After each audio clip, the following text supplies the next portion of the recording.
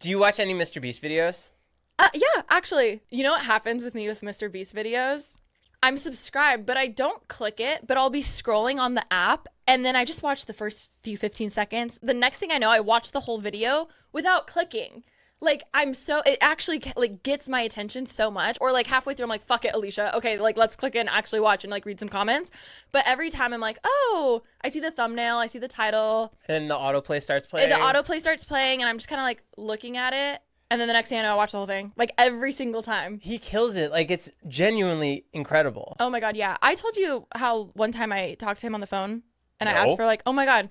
So I asked for $1 billion. No, I was like, hi, can you give me $1 million? So I've never met him before, but I posted a video years ago because I love doing videos like how to be a YouTuber, how to be an influencer, how to make money from this job and doing this, which I want to post more of those, but I posted one forever ago and it was so funny because I remember thinking this video flopped, it didn't perform well, blah, blah, blah, blah, and I was really down on myself. And then TK was working for me at the time and she goes, Mr. Beast commented on your video. And remember how, which they still do, there's so many bots and just spam commenters who pretend to be Mr. Beast. I thought for sure it was that. And she's like, no, it's actually him. And I forget, I had showed him in the video as an example of someone who's like killing it, etc. So he commented something like, hey, that's me, or I don't know, something like that. And TK was like, you should DM him and be like, hey, what are the odds? Like we could hop on a phone call and like you can like roast my channel or something. Like just like look it over or whatever. And he was like, sure. So we end up on a phone call that turns into, which he was so nice. And he probably doesn't even remember me, but I remember being so like, you do not have to do this. Also, I'm like so in a whole different niche. Like I mean, compared to his, at the time, he had to have at least still had like 50 million subscribers then. I know he's like over 100 million now.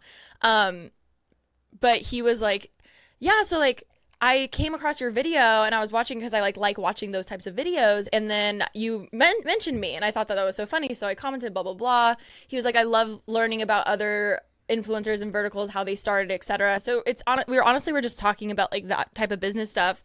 And he was like, yeah, I spend like 1 or 2 hours a day just brainstorming ideas. Like that's all I do. Like I go for a walk and just brainstorm for a minimum of like 2 hours a day. And I was like, so I basically was like, roast my channel, like, what do you think? Did you change anything about your channel after he went through it? It was really hard because I understand from the clickbait, like I understand that realm, but lifestyle's so different because people just want to see me doing my laundry or like making my coffee. So I felt like I took a lot of things with a grain of salt, but tried to figure out how I could apply it to myself.